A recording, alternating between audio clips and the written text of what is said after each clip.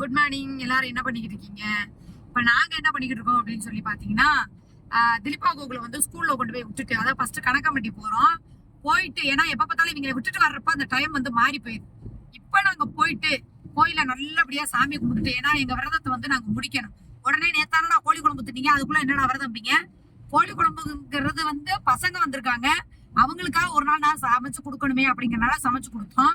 மத்தபடி எங்களுக்குள்ள இந்த வந்து எதுவுமே இல்லை, மற்றது எதுவுமே இல்லை. அதனால கோயில போய் சாமி கும்பிட்டுட்டு, நம்ம பழனி முருகனும் ஒண்ணுதான், நம்ம சித்தரையாவும் ஒண்ணுதான் அப்படிங்கறனால சாமி கும்பிட்டுட்டு, ஏன்னா நாளைக்கு வேற கல்யாணத்துக்கு கூப்பிட்டாங்களா. இன்னைக்கு இல்ல, இன்னைக்கே கூப்பிட்டாங்க. நாளைக்கு அப்புறம் நலுங்கு எல்லாம் முடிச்சுட்டு நாளை கழிச்சு காலைல கல்யாணம் அட்டன் பண்ணிட்டு பிரியாணி சாப்பிட்டு கிளம்புறோம். அதனால இப்ப நாளைக்கு வந்து கூப்பிட்டுருக்காங்க.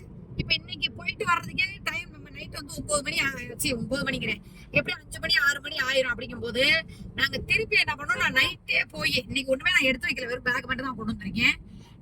நாளைக்கு போய் நைட்டே என்ன பண்ணணும், என்னென்ன ஜாக்கெட்லாம் பிளவுஸ் தச்சு வரல, நிறைய ஆனா பட்டு சேலையெல்லாம் நிறைய தச்சுட்டேன், அதெல்லாம் ரெடியா இருக்கு, ஒரு பிரச்சனையும் கிடையாது. சரி, அங்க போனா ஒரு ஃபங்க்ஷன் கல்யாணத்து வீட்டுக்கு போனோம் அப்படின்னா எங்களுக்கு ஒரு என்டர்டைமா இருக்கும், ஒரு ஜாலியா இருக்கும். ஏன்னா எப்பவுமே கல்யாணம்னா போன உடனே வர்றது அப்படிங்கிறது வந்து அது ஒரு மாதிரி இருக்கு. ரெண்டாவது பாய் வீட்டு கல்யாணம்னால எல்லாருக்கும் ரொம்ப ஆசையா இருக்கும். கல்யாண விருந்து, கறி விருந்து, பூரா கறிதான், பிரியாணி. ஆமா, சாம்பார் ரசம் இதெல்லாம் வைக்க மாட்டாங்க, புதுசா பண்ணுவாங்க. அதனால வந்து என்னோட சகோதரி என்ன சொல்லியிருக்காங்கன்னா, 2 நாளைக்கு அநேகமா நம்ம குமரேசனா வருவேன். ஏன்னா குமரேசனுக்கு ரொம்ப வேண்டப்பட்டவங்க தான் அவங்க. அதனால நான் எங்களோட ஃபேன் அப்படிங்கறனால வீட்டு தேடி வந்து கூப்பிட்டு இது பண்ணிருக்காங்க. அதனால நாளைக்கு நாங்க வந்து காலையில போய் பப்பு வந்து கூட்டிட்டு கல்யாண வீட்டுக்குலாம் போக முடியாது, ஏன்னா அங்க குழைச்சுக்கிட்டு இருக்கோம். அதனால கொண்டு போய் விட்டுட்டு வர சொல்லிடுவேன். இல்ல அதுதான் இதுதான் இப்படிதான் அப்படிதான் அப்படின்னா அப்புறம் வீடு பாக்குறதுல ஆப்பு வச்சு விட்டுருவேன், பார்க்க போவே கூடாதுன்றுவேன். ஏன்னா கல்யாண வீடு மத்த கூட நாங்க கூட்டிகிட்டு போறோம். கோயிலுக்கு போறோமா, கொஞ்சம் நேரம் கொஞ்சம் கதவை திறந்து வச்சுட்டு நிக்க வச்சோம்னா அது வாட்டுக்கு வேடிக்கை பார்த்துட்டு நிக்க, நாங்க போய் சாமியை கும்பிட்டுட்டு டக்கு டக்குன்னு சாப்பிட்டுட்டு, யாரோ ஒருத்தர் முதல்ல சாப்பிட்டுட்டு முடியா வந்துட்டோம்னா இவங்களை விட்ட சோறுக்கு நான் கிளம்பி வந்துருவேன். இப்ப முக்கியமா நாங்க போறது வந்து இந்த பேரண்ட்ஸ் மீட்டிங் வந்து நான் அட்டன் பண்ணல. சார் வந்து கூப்பிட்டுருக்காரு, ஏங்க யாராவது ஒருத்தனாவது வாங்க, அவரும் வர்றதே இல்ல, போன் பண்ணா போனும் போக மாட்டேங்குது, நீங்க என்னாவது வாங்கினாரு. போன வாட்டி லீவு அப்படின்னு தெரியாம போயிட்டோம். இதை விட என்ன இன்னைக்கு ஒரு ஆச்சரியம்னா, எங்க மதுரையில வெயில் வந்துருச்சுடா. இன்னைக்குதான் நான் வெயில பார்க்கும்போது எங்களுக்கு சந்தோஷமா இருக்கு. 3 நாளா மழை, வெளியே வரவே முடியல. கிளைமேட் எப்படி இருக்கு பாரு, அப்படியே பச்சை பச்சைன்னு வந்து சூப்பரா இருக்குது பாருங்க. இந்த பாருங்க எப்படி இருக்கு பாத்தீங்களா, நல்லா ஊட்டி மாதிரி. இது மதுரை வந்து எப்பவுமே ஒரு நல்ல கூலிங்கான கிளைமேட் தான். நல்ல வேலை காலையிலேயே போய் துணியெல்லாம் துவைச்சு, இருக்கிற அத்தனை துணியும் எவ்வளவு அடமழை பெஞ்சாலும் சரி, என்கிட்ட இருக்கிற ஒரு பழக்கம் என்ன, எவ்வளவு அடமழை பெஞ்சாலும் வீட்டுக்குள்ள அழுக்கு துணி மட்டும் போட விட மாட்டேன், எனக்கு பிடிக்காது. அதனால கம்போர்ட் போட்டு மொட்டை மாடி பூரா துணிமணி, கீழே கம்பி வேலி பூரா துணிமணி. சப்போஸ் ஒரு மழை வர்ற மாதிரி இருந்துச்சுன்னா, இப்பதான் நாங்க வந்து வீட்டு சாவியை கூட கொடுத்துட்டு வந்துட்டோம். வேலை செய்யற அக்கா வந்து நம்பிக்கையான ஆளு, அதனால சாவியை கொடுத்துட்டு அக்கா வேலையெல்லாம் செஞ்சு வீடெல்லாம் தொடச்சிட்டு எல்லா வேலையும் முடிச்சுட்டு போங்கக்கானே சரின்னு துணிமணி அள்ளி போட்டுருங்க அக்கா அப்படின்னாலும் அள்ளி போட்டுரும். சாயங்காலமா மழை வர்ற மாதிரி இருந்தா நான் வரக்குள்ள பெரிய பிரச்சனையே பப்பு தான். பப்பு அத நம்ம என்ன பண்றது? இப்ப நான் என்ன சொல்ல, எதுக்கு கல்யாணத்துக்கு போகும்போது எப்படி விட்டுட்டு போறோம் எனக்கு தெரியாது. நீ விட்டுட்டு போனா நீ எதுவுமே பண்ணாத, நீனே பாத்துக்கன்னு சொல்லு. நம்ம என்ன கும்பால அடிக்க போறோம், ஒரு கல்யாணம், அடுத்து திருச்செந்தூர் போகணும். குளமங்கலம்னு ஒரு ஏரியா இருக்குதா, அங்க வந்து பப்புவை பாத்துக்கிறதுக்கு தனித்தனியா பெட்டுக்குனே ஒரு இது இருக்குதா. சரி, ஒரு நாளைக்கு வந்து 450 500. நான் கேக்குறேன் 800 விட்டுருவோமா? நல்லா சுகாதாரமா இருக்கு. நான் கேக்குறேன், ஏன் தெருநாய கூட்டிட்டு வந்து படுக்க போட்டு பாக்குறவன் வந்து வளர்த்த நாயனா ஒரே ஒரு விஷயம் அதுதான் எனக்கு புரிய மாட்டேங்குது. இல்ல நம்ம வெளியில சந்தோஷமா போறோங்கிறதுக்காகவே பார்க்க மாட்டேங்குது. தெரியல, எல்லாரும் பட்டனை போட்டு விடுறாங்களா, என்ன ஒரு விஷயம் தெரியல. திருச்செந்தூர் நம்ம போறோம்னு சொன்னோம்ல, ஆமா, எப்படி 3 நாளா அழுது நாடகத்தை போட்டு சீரை போட்டு வீடு பாக்கணும்னு சொல்லி திருச்செந்தூர் ப்ரோகிராமே கேன்சல் பண்ணா தெரியுமா உனக்கு? ஆமா, அத நீ இப்ப யோசிச்சு பாத்தியா?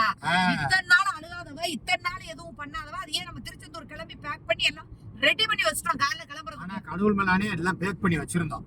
சரியா? எல்லாமே 3 நாளா இவங்க எப்படி போய் இவங்க சந்தோஷமா இருந்துருவாங்க அப்படின்னு சொல்லி இவ பண்ணின பிளானுக்கு உண்மையுமே சொல்ல, இவ தடுத்ததுக்கு தான் கடவுள் இவ கதற விட்டுருச்சு. நம்ம கோயிலுக்கு போறோம், கும்பால் அடிக்க போகல. அதனாலதான் காதலன் விட்டு பிரிவு. ஆமா, இப்ப கடவுள் பிரிச்சுட்டான்ல. நான் இன்னொன்னு சொன்னவ, நீ கொண்டு போய் ஒண்ணு அசார வீட்டுல விட்டுரு பப்புவ, இல்ல இவளையே நிரந்தரமா பாத்துக்க சொல்லு. நான் சொல்லுவேன், நான் பார்க்க முடியாது இனிமே. சரி, ஏன்னா நமக்கு இனிமே அடுத்தடுத்து அவார்டு ஃபங்க்ஷன் வருது, இங்க கூப்பிட்டுருக்காங்க, அங்கிட்டு ஒரு கல்யாணம், இங்கிட்டு ஒண்ணு. நவம்பர் 5 ஒரு ஃபங்க்ஷன். ஆமா, நவம்பர் 21 ஒரு ஃபங்க்ஷன், சரி 2 அவார்டு ஃபங்க்ஷன் இருக்கு. ஆமா இது போக நாளைக்கு கல்யாணம் இருக்கு நலுங்கு வீடு. 2 நாளைக்கு கல்யாணம் வீட்டுக்கு போகணும். ஆமா அப்படி சரி நான் கேக்குறேன், இதே பழிய நான் வாங்கவா? நாளைக்கு ஏதாவது ஒரு நல்லது கெட்டது எதுக்கோ ஒண்ணுக்கு நீங்க போறீங்க, நான் பப்பா கூட்டிக்கிட்டே நீ போடணும், நீ என்ன பண்ணுவ? நான் புடிச்சா என்ன பண்ணுவேன்? கரெக்ட். என்னைய பத்தி உனக்கு தெரியும்ல, தூக்கிட்டு ஓடுன்றுவேன் நானு. நான் என்ன சொல்றேன் அப்படின்னா பாத்துக்க சொல்லி, இல்லன்னா அவங்க வளர்த்தது தானே, அவங்கள்ட்ட கொண்டு விட்டுற. நீ எதுக்கு பாக்குறதா? முடி கொட்டி பூரா போனப்ப பப்போ நீ தானே பாத்துக்கிட்ட, ஆமா நானு என் பிள்ளைங்க இவன் எல்லாம் போனப்ப நீ தானே பாத்துக்கிட்ட. நான் தான் அப்ப பார்த்தேன். உன் பெருந்தன்மையான மனசு எங்க இருக்கு? இவனோட மனசு ஏன் அப்படி சின்ன பிள்ளைத்தனமா நான் இருக்கு, இன்னொன்னு சொன்னவா, சின்றத்தனமா இருக்கே. இனிமே பார்க்கணும். பார்க்கலன்னா ஒரு வேலையும் பண்ணாத, வீடு பார்க்கல நீயே போய் பாத்துக்கன்னு சொல்லி நீ எதுக்கு போய் உதவி செய்யற? நீ என்ன அப்பயே நீ தானே பெருந்தன்மையா போய் வீட பாருன்னு சொல்லி அனுப்பி விட்ட. நான் என்ன சொல்றேன், நீ ஓவரா சாக்காடு சொல்லாத. இல்லையா? நான் என்ன சொல்றேன், நீ இந்த பொய்யெல்லாம் பேசாத. நானா பெருத்தன் மேல அனுப்பல. நீ ஒத்து கொட்டு ஊரோட போய் கேவலப்பட்டு அசிக்கப்பட்டு அதுக்கு ஒரு நாளைக்கு வருவேன். நீ தானே சொன்ன, எனக்கு கூட சொல்லல, மீடியாவில தானே சொன்னேன்.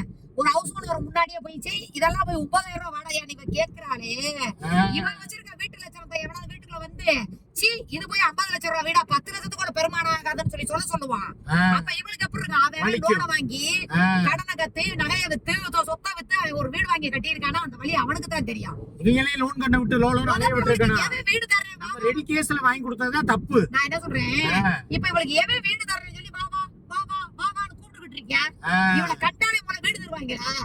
சொல்ல, நீ வீட்டுக்காரனே மிரட்டுவேன். இன்னைக்கு நான் போய் என் முகதான் சொன்னாங்க. சவால் விட்டு சொல்றியா? நீ நல்லா கேட்டுக்கயா, 30 நாள்ல நீ வாடகை புடிச்சு வைக்கிற வீட்டை அவன் காலி வேணாப்பா. ஹவுஸ் ஓனர் பாக்குறியா? ஏன்னா அவன் வாய் சும்மா இருக்காது. என்ன ரொம்ப பேசுற? அப்படித்தானே நம்ம சொந்த வீடு மாதிரி உட்காந்துட்டு லைவ் போடுறேன்ட்டு கத்திக்கிட்டு இருப்பா. ஆமா வீட்டு ஓனர் வந்துருவாங்க மேல இருந்து. ஆமா எதுக்கு யாருமா அந்த அம்மா கத்திக்கிட்டு இருக்கு? என்ன சொல்லவா, இப்ப நம்ம ஹவுஸ் ஓனர் பூசாம வந்து வீட்டுக்குள்ள உட்கார்றாங்க, நம்ம வீட்டை பாக்குறாங்க, எந்த குறையும் போறீங்க இல்ல. சூர்யா நல்லா சுத்தமா வச்சிருக்காங்க மாதிரி இருக்கும். எப்படி இருக்கு? கோவில் மாதிரி இருக்கும். இவ நீ சோறுல இதுல டைல்ஸ்ல வந்து சோறு போடுத்தீங்களா? நீ இதனால எவ்வளவு அட்டி வாங்குற? நேத்தான் பழைய சோறு கிண்டுறேன்னு வீடியோ எடுத்துட்டு என்ன பண்ணேன்? பார்த்த பார்வையிலே ஒதுங்க வச்சியா? ஆமா லேசா அந்த வெங்காயம் சித்திருச்சுன்னு சொல்லி. ஆமா எனக்கு அதுதான் உனக்குதான் சுத்தம் இல்லாட்டினா பிடிக்காதுலப்பா. நான் என்ன சொல்றேன், நம்ம சொத்த வீட்டுக்குள்ள எப்படி கண்டாலும் எவனும் கண்டுக்க மாட்டான்.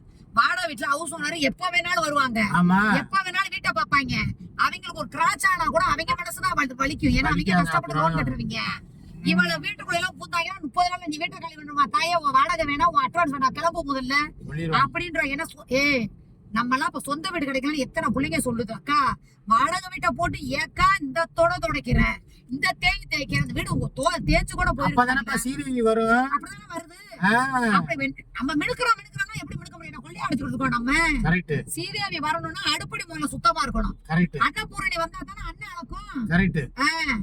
சொந்த வீட்டு எந்த பாடுபடுத்துறாங்க? இவளை வாடகை வீட்டுல கொண்டு போய் வச்சு வீடு தர்றேன் இருக்கேன். நான் கேக்குறேன், ஏதோ என் முகத்தாச்சனைக்காக ஏதாவது குடுக்குறாங்கன்னே வச்சுட்டு அத வச்சு அங்க பார்த்து மெயின்டைன் பண்ணணும்ல. அதெல்லாம் நான் சொல்றேன். அப்புறம் வந்துட்டு ஒரு வாரத்திலேயே ஏங்க வீட்டுல எலி புழுக்கையா சேர்ந்து போச்சுங்க, ஏங்க இந்த நாய்க்குட்டியை பூரா தூக்கிட்டு போயிருவான் அந்த புது வீட்டுக்கு. அதோட சரி ஹவுஸ் ஓனர் ஒத்துக்க மாட்டேன்.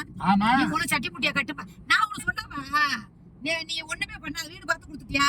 சட்டி முட்டியெல்லாம் கட்டிட்டு கிளம்புன்னு சொல்லி இவ சட்டி முட்டியா கட்டிக்கிட்டு வீட மாத்துறதுக்கு ரிஸ்க் எடுப்பா நீ நினைக்கிறியா? ஆத்து கொடுத்ததோட விட மாட்டேன்.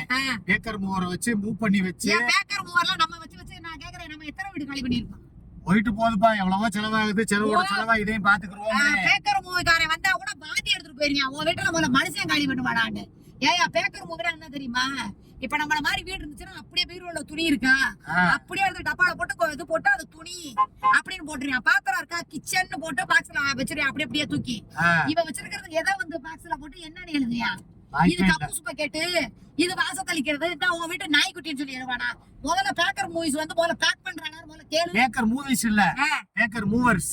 பேக்கர் மூவர்ஸோ இல்ல மூவியோ ஏதோ ஒண்ணு பண்றவங்க, மூவ் பண்றவங்க, அதுக்கு பேர் தான் பேக்கர் மூவர். முதல்ல அவங்க வந்து பார்சல் கட்டறாங்களான்னு பாரு. 3 பேர் வருவாங்க, அவங்க பேர் தான் மூவர். 3 ஆம்பளைங்க இருந்துகிட்டு அவள 2 வயசு பையன் இருந்துகிட்டு நீங்க பேக்கர் மூவரை வேற கூப்பிடுறீங்க. ஏன் உங்களுக்கு எல்லாம் வெட்டி தள்ளுற வேலையா? நான் கேக்குறேன். நம்ம எல்லாம் அங்க இருந்து இப்படிதான் ஆள புடிச்சு அள்ளிட்டு எனக்கு நேர்மை ஒத்துக்குறாது. அப்ப மூடிக்கிட்டு ஹீரோ மைக்கேல் அண்ணா சொல்லு, தாய்க்கு தான பாக்குறாங்க. ஏன் பெத்து சின்ன வயசுல வந்து சோறு ஊட்டலையா, ஆய்க்கல வழியா பாக்கலையா? போய் அண்ணா சொல்லு. சரி இது ஒரு 10-12 ரூபாய் தானே, போயிட்டு போகுது விடு. எவ்வளவோ செலவு பண்றேன், செலவு பண்ணிட்டு போறேன். தப்பு பண்ணிட்டு வா.